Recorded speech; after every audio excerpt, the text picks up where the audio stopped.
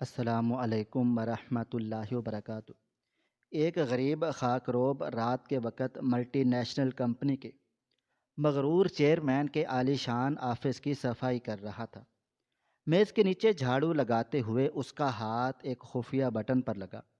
اور دیوار کا ایک حصہ کھل گیا۔ خاک روب ڈرتے ڈرتے اندر چلا گیا تو وہاں دولت کی بجائے درجنوں پرانے پاسپورٹ اور کچھ فائلیں تھیں۔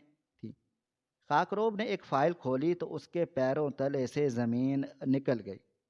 اور اس نے فوراً سے پولیس کو فون کر دیا، کیونکہ اس فائل میں شہر کی اس انتہائی کالی تاریک اور خوفناک طوفانی رات میں آسمان سے گرنے والی بارش کی تیز اور ٹھنڈی بوندیں اس مشہور اور جانی مانی ملٹی نیشنل کمپنی کی اس 50 منزلہ اونچی اور چمکدار شیشے والی پرتعیش عمارت سے اتنی زوردار اور غصے سے ٹکرا رہی تھی جیسے قدرت اس عمارت کی مضبوط بنیادوں میں اور اس کے اندر چھپے ہوئے کسی بہت بڑے اور ہولناک گناہ کو ہمیشہ ہمیشہ کے لیے دھو ڈالنا چاہتی ہو۔ آسمان پر چمکنے والی بجلی کی کڑک اس قدر شدید تھی کہ وہ شہر کے سوئے ہوئے لوگوں کے دلوں میں دہشت بٹھا رہی تھی۔ شہر کی ان سنسان سڑکوں پر ہو کا عالم تھا اور تیز ہوائیں کسی زخمی درندے کی طرح چیخ رہی تھیں، لیکن اس پرتعیش اور آسمان سے باتیں کرتی ہوئی عمارت کی سب سے اوپر والی منزل پر، جہاں اس کمپنی کے انتہائی مغرور، ظالم اور طاقتور چیئرمین سیٹھ سکندر کا عالی شان اور شاہانہ دفتر واقع تھا، وہاں رات کے اس پچھلے پہر موت کے جیسی خوفناک خاموشی اور ایک عجیب پر اسرار گھٹن چھائی ہوئی تھی۔ بوڑھا اور انتہائی غریب خاک روب بشیر اپنی میلی بوسیدہ لیکن صاف ستھری وردی پہنے اپنے انتہائی کمزور اور کانپتے ہوئے کھردرے ہاتھوں سے ایک پرانا جھاڑو اور پلاسٹک کی ایک ٹوٹی ہوئی بالٹی لیے اس انتہائی مہنگے اطالوی ماربل سے بنے ہوئے چمکدار فرش کی صفائی کر رہا تھا۔ بشیر کی کمر برسوں کی سخت مشقت، در در کی ٹھوکروں اور دکھوں کا بھاری بوجھ اٹھا اٹھا کر کمان کی طرح جھک چکی تھی، اور اس کے چہرے کی گہری جھریاں اس کی اس دردناک اور بے بس زندگی کی خاموش گواہی دے رہی تھی جس میں اس نے غربت، فاقوں اور محرومیوں کے سوا کچھ بھی نہیں دیکھا تھا۔ اس بوڑھے کا اس دنیا میں ایک ہی جوان اور کڑیل بیٹا تھا جو فوج میں سپاہی کے طور پر بھرتی ہوا تھا، اور چند ماہ پہلے ہی ملکی سرحد پر ہونے والے ایک پر اسرار اور انتہائی خوفناک بم دھماکے میں جام شہادت نوش کر گیا تھا۔ اپنے اس جوان اور شیر جیسے بیٹے کی خون آلود لاش کو اپنے بوڑھے کندھوں پر اٹھانے کے بعد بشیر کے اندر کا جیتا جاگتا انسان بھی ہمیشہ ہمیشہ کے لیے مر چکا تھا، اور اب وہ ایک صرف چلتی پھرتی بے جان لاش کی طرح اپنی بوڑھی بیوی کو، جو پچھلے کئی سالوں سے فالج کے بستر پر پڑی زندگی اور موت کی کشمکش میں مبتلا تھی، اس کی مہنگی دوائیوں کا خرچ اور اس کا پیٹ پالنے کے لیے اس بڑی عمارت میں رات کی شفٹ میں صفائی کی یہ معمولی نوکری کرتا تھا۔ اسے ہر رات اس دفتر کی ان چمکتی ہوئی دیواروں اور مہنگے فرنیچر کو صاف کرتے ہوئے اپنے گھر کی وہ ٹپکتی ہوئی چھت اور اپنی بے بسی یاد آتی تھی، لیکن وہ اپنے آنسو پی کر روزانہ اپنا کام ایمانداری سے کرتا تھا۔ سیٹھ سکندر، جسے یہ پورا شہر، اندھا شہر اور ملک ایک بہت ہی بڑا محب وطن، غریب پرور اور انتہائی معزز بزنس مین سمجھتا تھا، اور جس کا ملک کے اعلیٰ حکومتی ایوانوں میں بھی بہت بڑا اثر و رسوخ اور نام تھا، اور وہ اس وقت اپنے شاہانہ اور پرتعیش دفتر میں انتہائی گھبراہٹ اور شدید بے چینی کے عالم میں ادھر ادھر ٹہل رہا تھا۔ اس کے چوڑے ماتھے پر سردیوں کی اس یخ بستہ رات اور دفتر کے چلتے ہوئے اے سی میں بھی پسینے کے موٹے موٹے قطرے چمک رہے تھے، اور وہ اپنے ہاتھ میں پکڑے ہوئے ایک انتہائی جدید اور خفیہ سیٹلائٹ فون پر کسی غیر ملکی زبان میں انتہائی غصے اور تیزی سے مسلسل بات کر رہا تھا۔ فون پر موجود نامعلوم شخص کو بار بار اور انتہائی سختی سے کسی بات کے لیے تاکید اور یقین دلا رہا تھا، کہ اس بات کو یقینی بنا رہا تھا کہ اس کا سارا سامان بالکل تیار رہنا چاہیے اور آج رات ہی اپنے پرائیویٹ جیٹ کے ذریعے اس ملک سے ہمیشہ ہمیشہ کے لیے نکل رہا ہے، اور ایئرپورٹ پر کسی بھی قسم کی کوئی سیکیورٹی یا رکاوٹ نہیں ہونی چاہیے۔ بشیر اپنا جھاڑو لگاتا ہوا انتہائی ڈرتے ڈرتے اور دبے قدموں سے اس بڑے دفتر کے شیشے والے بھاری دروازے تک جا پہنچا، اور جیسے ہی وہ اندر داخل ہوا تو سکندر نے اسے دیکھتے ہی اپنا فون فوراً سے کاٹ دیا اور انتہائی حقارت اور غضبناک غصے سے اسے گندی گندی گالیاں دینا شروع کر دیں، اور چیخ کر کہا، اوے جاہل اور گوار انسان، تجھے اتنی بھی تمیز نہیں کہ کسی کے دفتر کے اندر آنے سے پہلے دروازہ کھٹکھٹا لیا کرو۔ جلدی سے یہاں کی صفائی ختم کرو اور میری نظروں سے دفع ہو جاؤ، کیونکہ مجھے آج رات ہی ایک بہت ضروری اور انتہائی اہم غیر ملکی سفر پر نکلنا ہے۔ بشیر نے اپنے کامتے ہوئے ہاتھوں کو جوڑ کر انتہائی عاجزی اور غریبی سے معافی مانگی اور اپنا سر جھکا کر خاموشی سے اپنا کام کرنے لگا۔ سکندر نے جلدی سے اپنے صوفے پر پڑا ہوا اپنا ایک کالے رنگ کا بھاری بریف کیس اٹھایا اور اپنا مہنگا کوٹ پہن کر ایک بکھرے ہوئے طوفان کی طرح اس دفتر سے باہر نکل گیا۔ بشیر نے اس کے چلے جانے کے بعد ایک لمبی اور بوجھل سانس لی اور اپنی میلی جیب سے ایک پرانا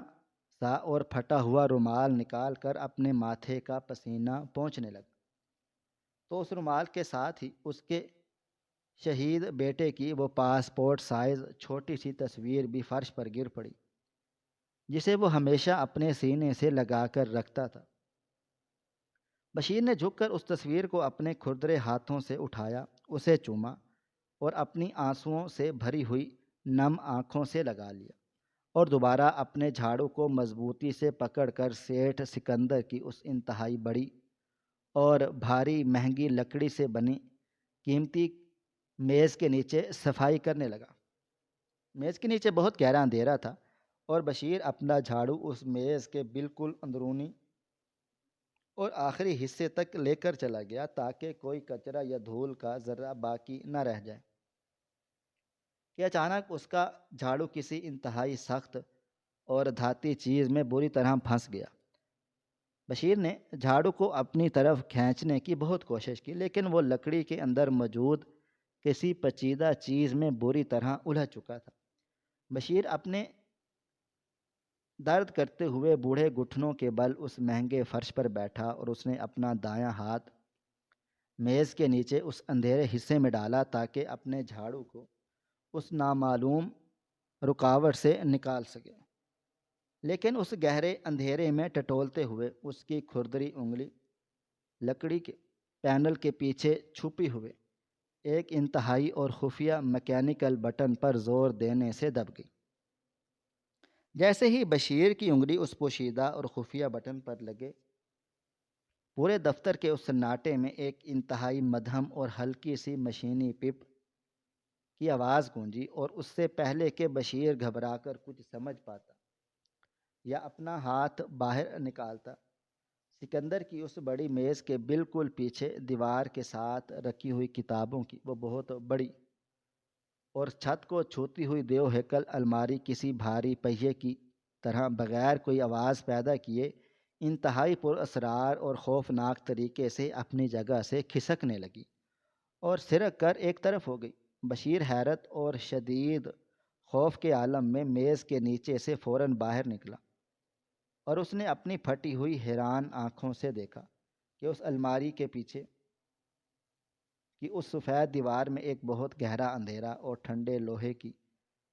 دیواروں والا ایک خفیہ راستہ بنا ہوا تھا، جو یقیناً کسی تہہ خانے یا کسی خفیہ کمرے کی طرف جاتا تھا۔ بشیر کا دل کمزور اس وقت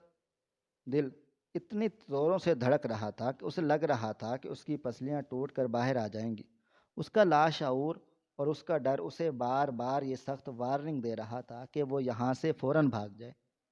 اور اس عمارت سے نکل جائے، کیونکہ امیروں کے راز جاننا غریبوں کے لیے موت کا پروانہ ہوتا ہے، لیکن اس کے اندر کا شدید تجسس، ایک انجانی سی پر اسرار کشش، اسے اس اندھیرے راستے کی طرف کسی طاقتور مقناطیس کی طرح کھینچ رہی تھی۔ اس نے اپنے پرانے جھاڑو کو کسی ہتھیار کی طرح اپنے دونوں ہاتھوں میں مضبوطی سے پکڑا اور اللہ تعالیٰ کا نام لے کر ان اندھیری اور ٹھنڈی سیڑھیوں پر اپنے کامتے ہوئے قدم رکھ دیے۔ اس ٹھنڈے اور سیلن زدہ راستے میں قدم رکھتے ہی اسے ایسا محسوس ہوا جیسے وہ کسی پرتعیش عمارت کی بجائے کسی ہولناک اور پرانے قبرستان کی اندھیری سرنگ میں آ گیا ہو، جہاں ہوا کا گزر بھی نہیں تھا۔ وہ تنگ اور تاریک راستہ اسے ایک چھوٹے سے لیکن انتہائی جدید، بلٹ پروف اور ہائی ٹیک کمرے میں لے گیا، جہاں کوئی عام کارپیٹڈ فائلیں یا باکسز نہیں تھے، بلکہ وہاں بڑے بڑے جدید کمپیوٹر سرورز چل رہے تھے جن کی نیلی بتیاں اس اندھیرے میں چمک رہی تھیں۔ اور سامنے والی دیوار کے بالکل درمیان میں ایک بہت بڑی اور جدید ترین لوہے کی بھاری تجوری نصب تھی۔ سیٹھ سکندر اپنی اس شدید گھبراہٹ اور جلدی میں فرار ہونے کے چکروں میں اس تجوری کا وہ بھاری دروازہ آدھا کھلا چھوڑ گیا تھا۔ بشیر ڈرتے ڈرتے اور دبے قدموں سے اس تجوری کے بالکل قریب جا پہنچا اور اپنے ان پڑھ اور سادہ ذہن میں وہ یہ سوچ رہا تھا کہ اس اتنے بڑے اور امیر چیئرمین کی اس خفیہ تجوری میں ضرور سونے کی اینٹیں،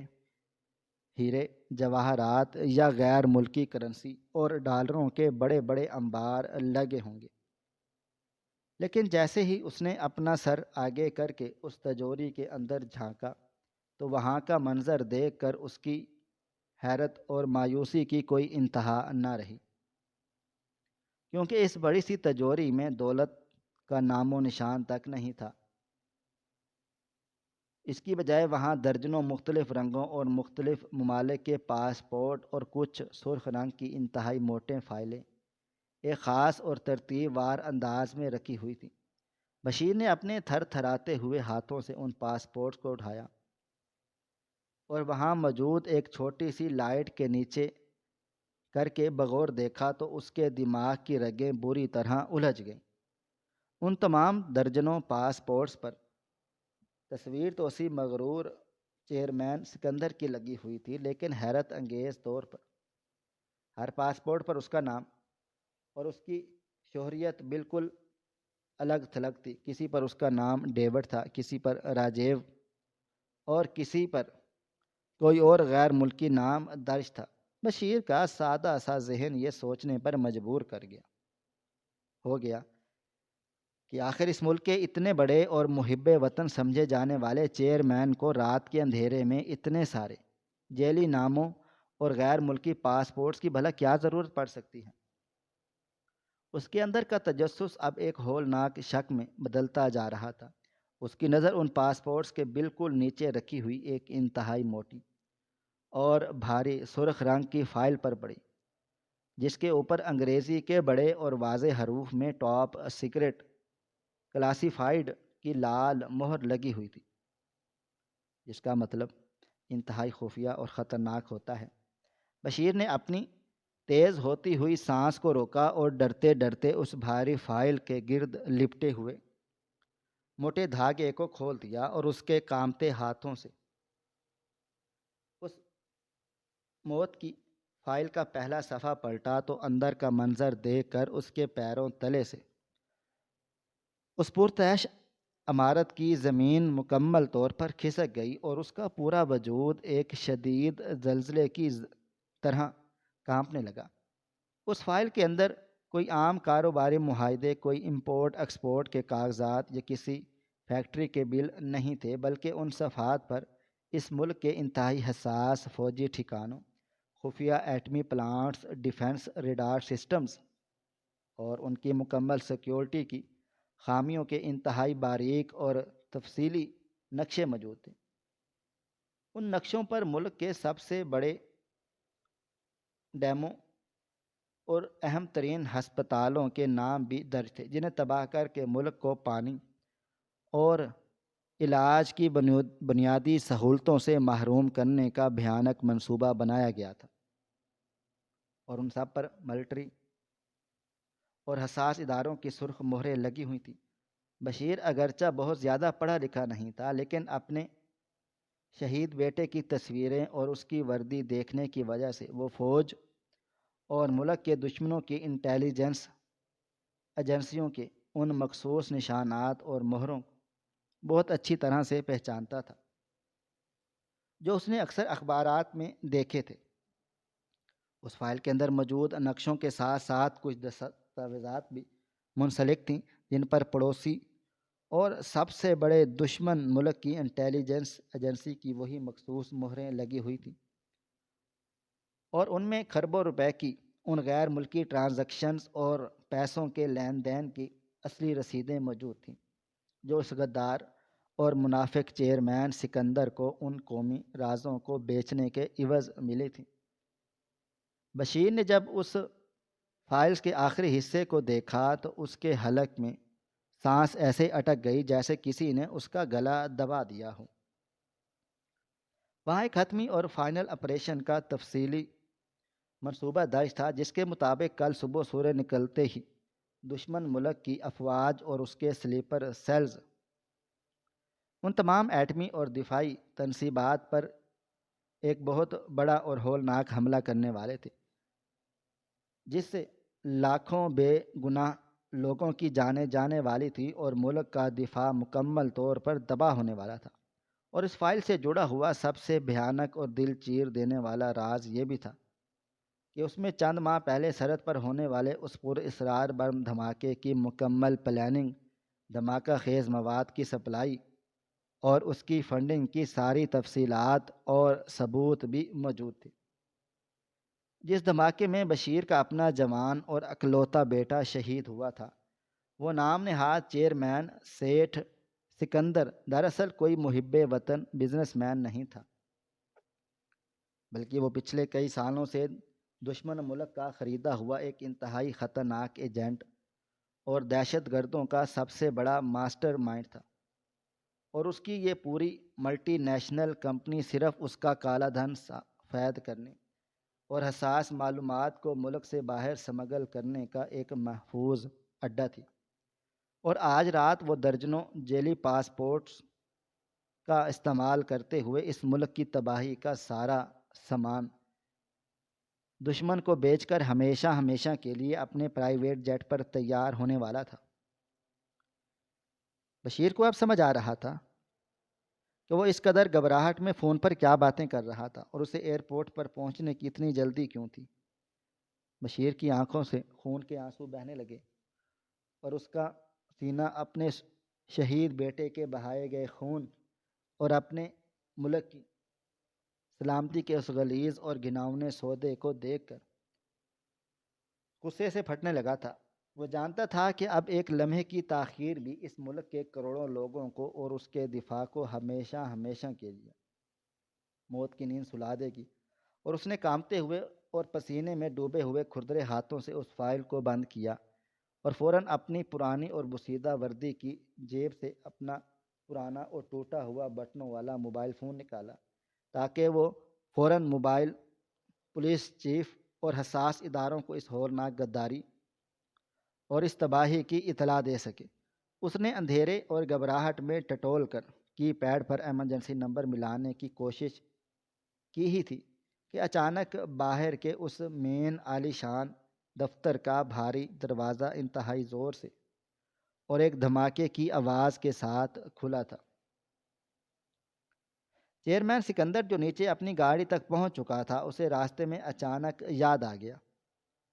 کہ وہ اپنی جلدی اور گھبراہٹ میں اپنی سب سے اہم خفیہ تجوری آدھی کھلی چھوڑ آیا ہے، جس میں اس کی موت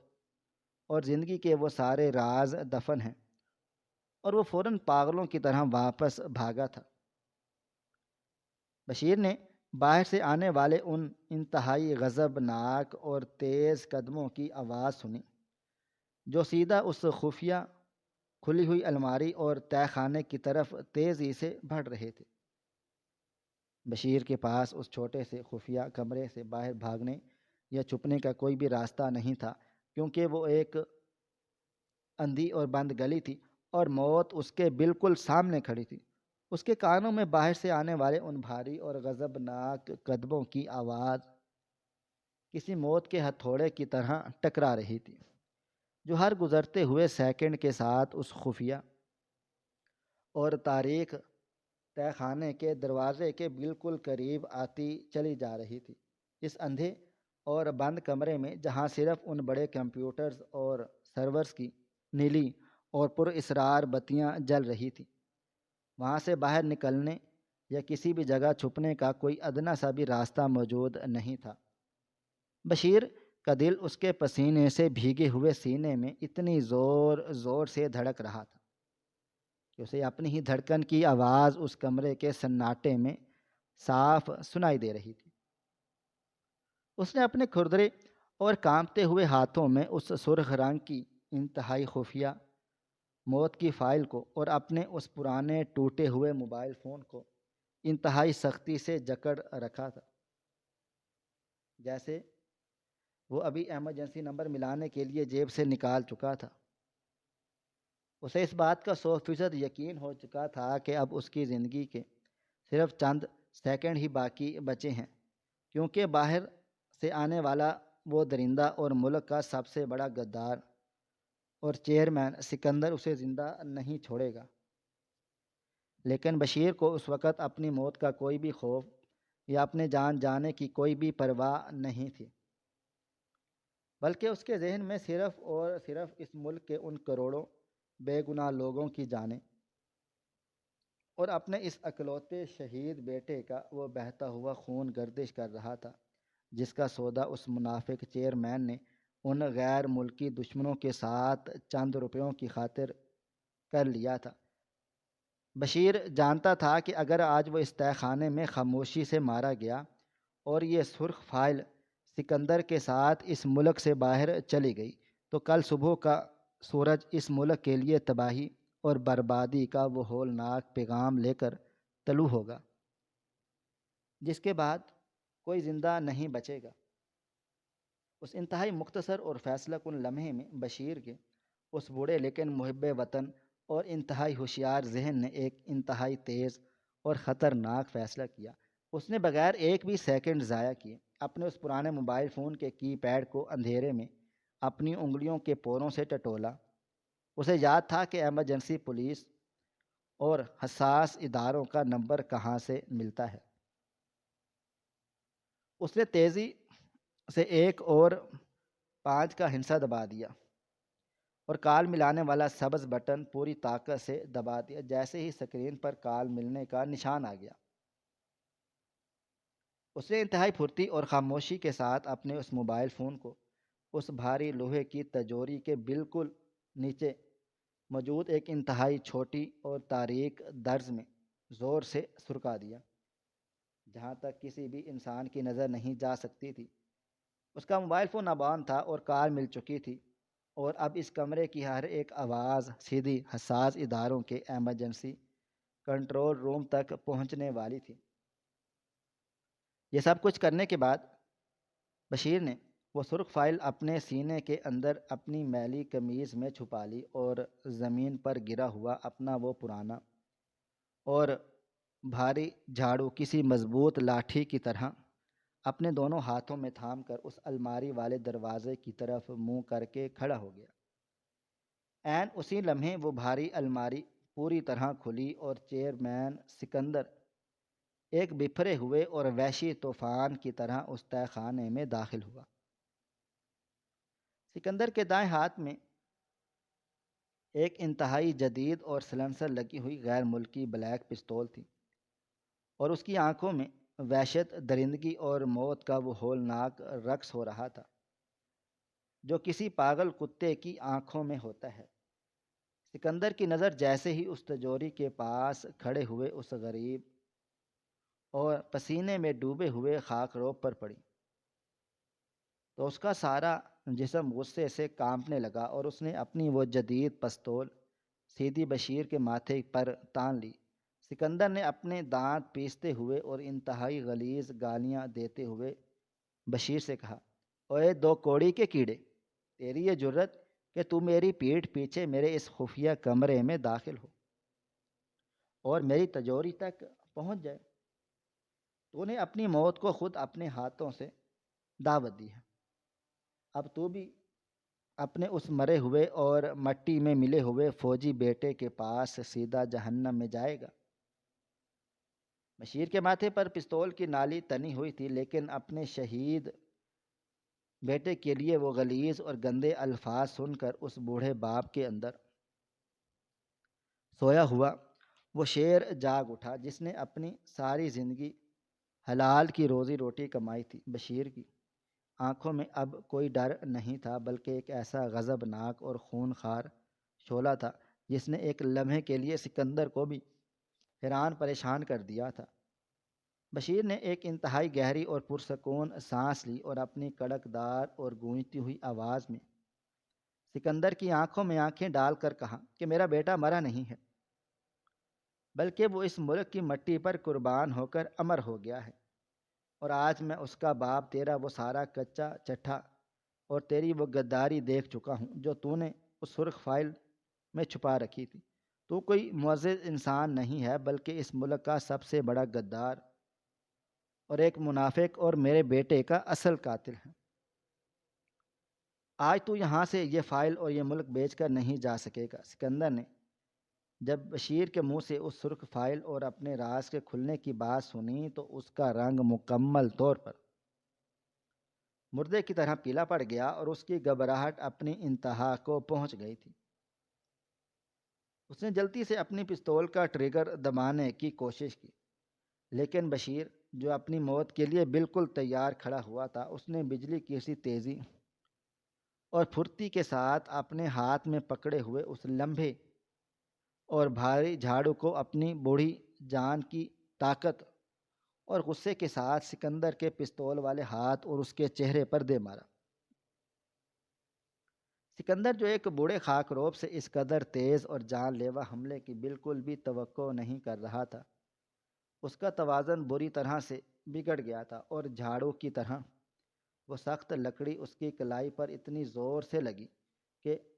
اس کی پستول کا رخ مڑ گیا اور اس کے اندر سے نکلنے والی وہ گولی بشیر کے ماتھے پر لگنے کی بجائے اس کے دائیں کندھے کے گوشت کو بری طرح چیرتی ہوئی پیچھے دیوار میں جا لگی۔ گولی لگتے ہی بشیر کے منہ سے ایک انتہائی دردناک اور دل چیر دینے والی چیخ نکلی اور اس کے کندھے سے خون کا ایک ایسا فوارہ پھوٹ پڑا جس نے اس کی اس بوسیدہ وردی کو لمحوں میں سرخ کر دیا۔ بشیر اس شدید اور جان لیوا درد کی وجہ سے اپنے گھٹنوں کے بل اس ٹھنڈے فرش پر گر پڑا اور اس کا جھاڑو اس کے ہاتھ سے چھوٹ گیا۔ سکندر نے غصے اور درندگی سے پاگل ہو کر فرش پر گرے ہوئے بشیر کے پیٹ اور اس کے سینے پر اپنے بھاری اور مہنگے جوتوں سے مسلسل لاتیں مارنا شروع کر دیں اور اس کی قمیض کے اندر سے وہ سرخ فائل کھینچ کر نکال لی۔ بشیر کے منہ سے اور ناک سے خون بہنے لگا تھا اور اس کی پسلیاں ٹوٹنے کی آواز آ رہی تھی، لیکن وہ پھر بھی سکندر کی ٹانگوں کو پکڑ کر اسے روکنے کی ناکام کوشش کر رہا تھا۔ سکندر نے ہانپتے ہوئے اور انتہائی وحشیانہ کہکا لگاتے ہوئے اس فائل کو اپنے سینے سے لگا لیا تھا اور زمین پر تڑپتے ہوئے فرش کے سر پر بشیر کے سر پر دوبارہ اپنی پستول تان لی اور کہا، تو نے سمجھا تھا کہ تو مجھ جیسے طاقتور انسان کو روکے؟ میں نے تیرے بیٹے کو بھی اس طرح سے تڑپا تڑپا کر مارا تھا، اور کل صبح جب اس ملک کے تمام ایٹمی پلانٹس اور فوجی ٹھکانے دشمن کے حملے سے تباہ ہوں گے تو اس دنیا میں یہ تماشا دیکھنے کے لیے زندہ نہیں ہوگا۔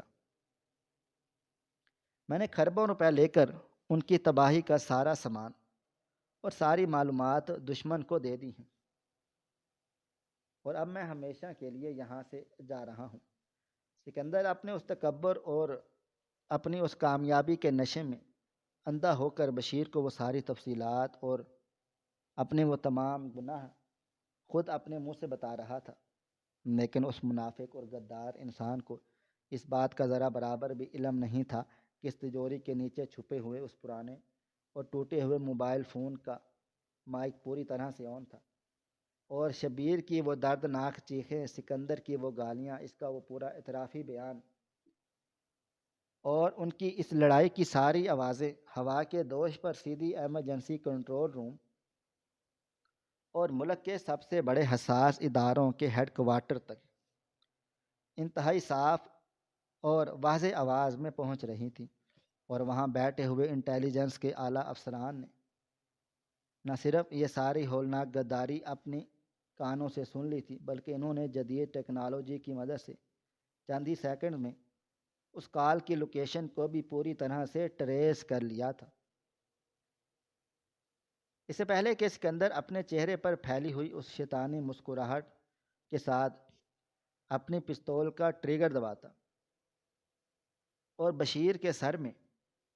وہ آخری اور فیصلہ کن گولی اتارتا، باہر کی اس طوفانی اور کالی رات کے اندھیرے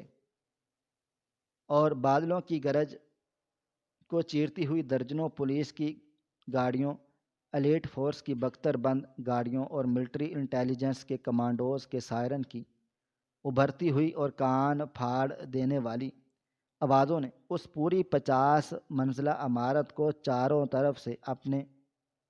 انتہائی سخت اور ناقابل تصغیر گھیرے میں لے لیا تھا۔ آسمان پر ملٹری کے ہیلی کاپٹروں کی تیز سرچ لائٹس نے اس عمارت کے شیشوں کو روشن کر دیا۔ سکندر نے جیسے ہی وہ پولیس اور فوج کے سائرن کی آوازیں سنیں اور کھڑکیوں سے آتی ہوئی وہ تیز روشنیاں دیکھیں تو اس کے ہاتھ پاؤں یکدم سن ہو گئے تھے، اور اس کی آنکھوں میں وہ موت کا خوف اتر آیا تھا جو کچھ دیر پہلے بشیر کی آنکھوں میں ڈھونڈ رہا تھا۔ اس کے ہاتھ سے وہ پستول اور وہ سرخ فائل چھوٹ کر فرش پر گر کری۔ اس کا وہ سارا فرونیت بھرا غرور اور اس کی وہ ساری غداری ایک ہی سیکنڈ میں خاک اور مٹی میں مل گئی تھی۔ عمارت کے نیچے سے درجنوں ایلیٹ فورس کے جوانوں اور کمانڈوز نے عمارت کے بڑے شیشے توڑ کر اندر دھاوا بول دیا تھا، اور سیڑھیوں سے اور لفٹ کے ذریعے طوفان کی طرح اوپر والی منظر کی طرف دوڑے۔ سکندر نے بدحواسی اور دیوانگی کے عالم میں ادھر ادھر بھاگنے اور چھپنے کی ناکام کوشش کی، لیکن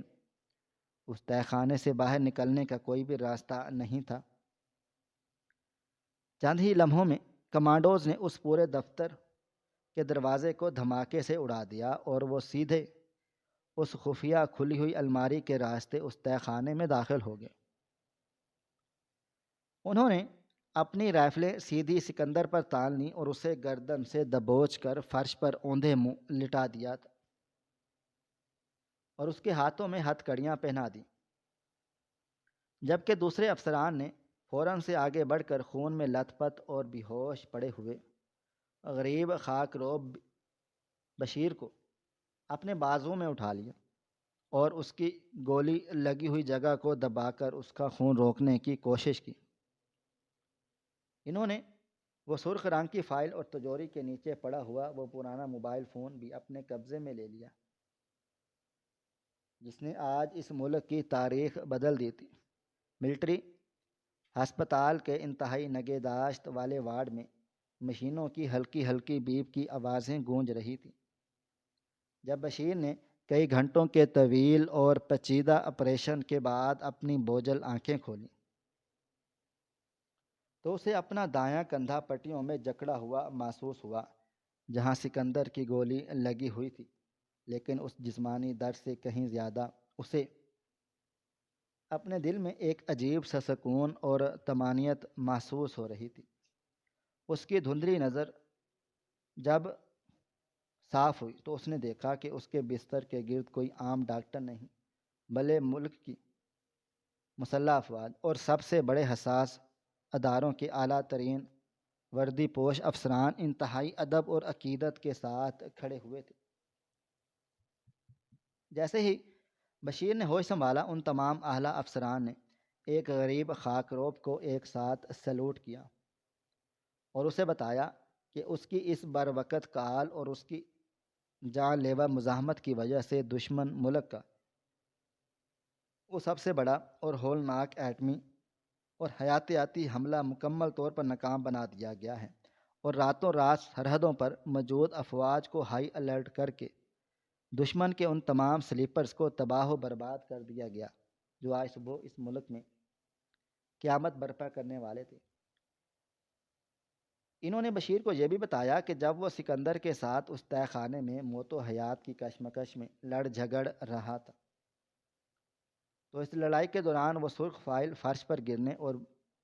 بشیر کے جوتوں کی رگڑ لگنے سے اس فائل کے اندر چھپی ہوئی وہ ماسٹر کنٹرول چپ مائکرو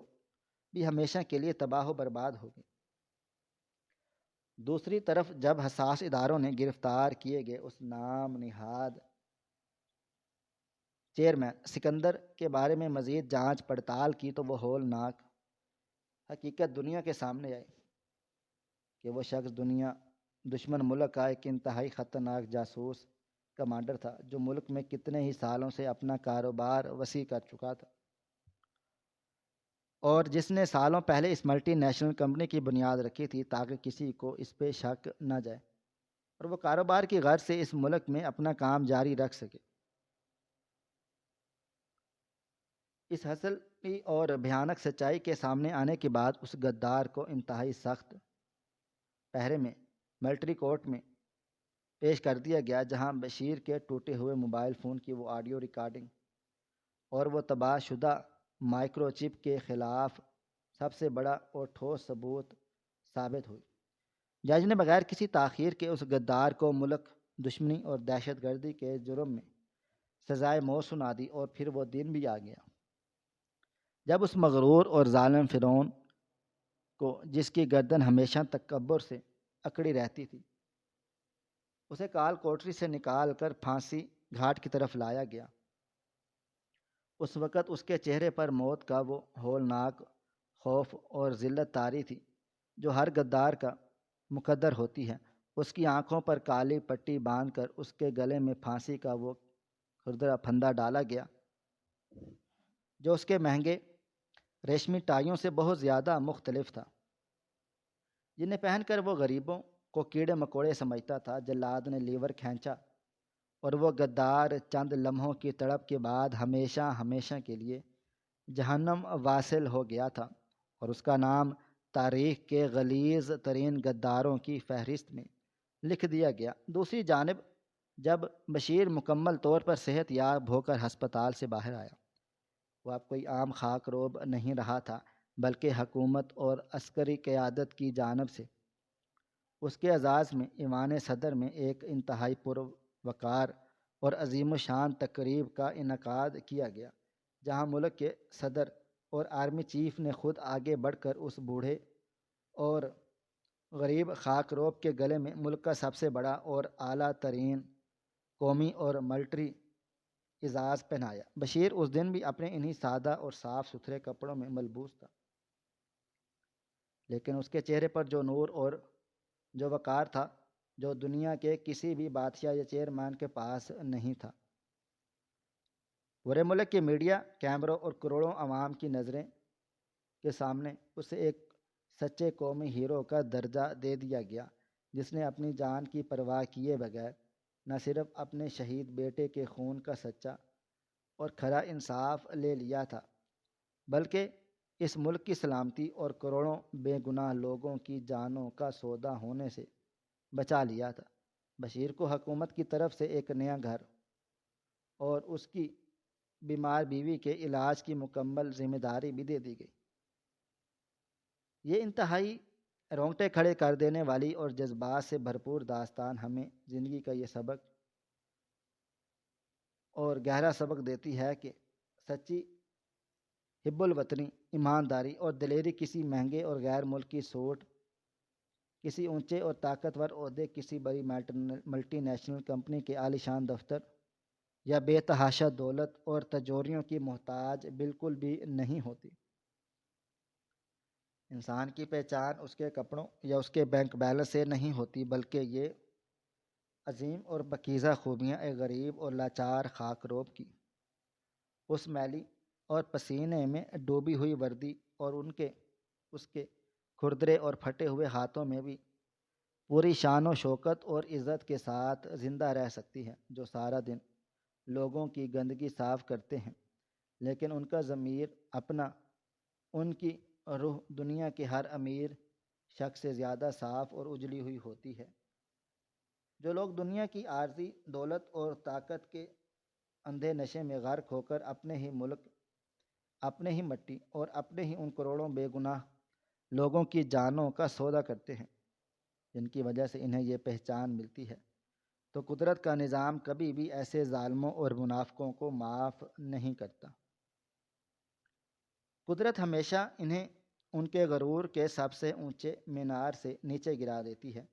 اور انہیں غریب اور بے بس لوگوں کے ہاتھوں میں اس قدر ذلیل اور رسوا کر کے ان کا ایسا بھیانک، خوفناک اور دردناک انجام کرتی ہے کہ وہ نہ صرف اس دنیا میں بلکہ رہتی دنیا تک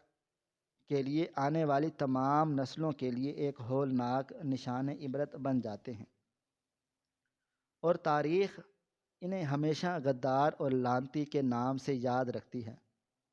اس داستان نے یہ بھی ثابت کر دیا کہ کسی بھی ملک اور قوم کی اصل طاقت اس کے وہ بڑے بڑے اور عالیشان حکومتی ایوان کی وہ اونچی اور شیشے والی عمارتیں، یا اس کے وہ کروڑ پتی سرمایہ کار ہی نہیں ہوتے، بلکہ اس ملک کی اصل اور ناقابل شکست طاقت اس کے وہ غریب، محنت کش اور سادہ لو عوام بھی ہوتے ہیں، جو بظاہر دیکھنے میں بہت ہی کمزور، لاچار اور پسے ہوئے نظر آتے ہیں، اور جنہیں معاشرہ کیڑے مکوڑے سمجھتا ہے، لیکن جب بات ان کی مٹی کی حرمت، ان کی عزت یا ان کے ملک کی سلامتی پر آتی ہے، اور جب ان کے وطن پر کوئی بھی آنچ آتی ہے، تو یہی غریب اور کمزور لوگ اپنی جان کی پرواہ کیے بغیر موت کی خوفناک آنکھوں میں آنکھیں ڈال کر بھی سچائی اور حق کا ساتھ دینے سے کبھی بھی ایک قدم پیچھے نہیں ہٹتے، اور اپنی مٹی کا قرض اپنا گرم خون دے کر چکاتے ہیں۔ سچائی اور انصاف کی راہ میں چاہے کتنی ہی بڑی رکاوٹیں کیوں نہ آ جائیں، اور جھوٹ کتنا ہی طاقتور کیوں نہ ہو جائے،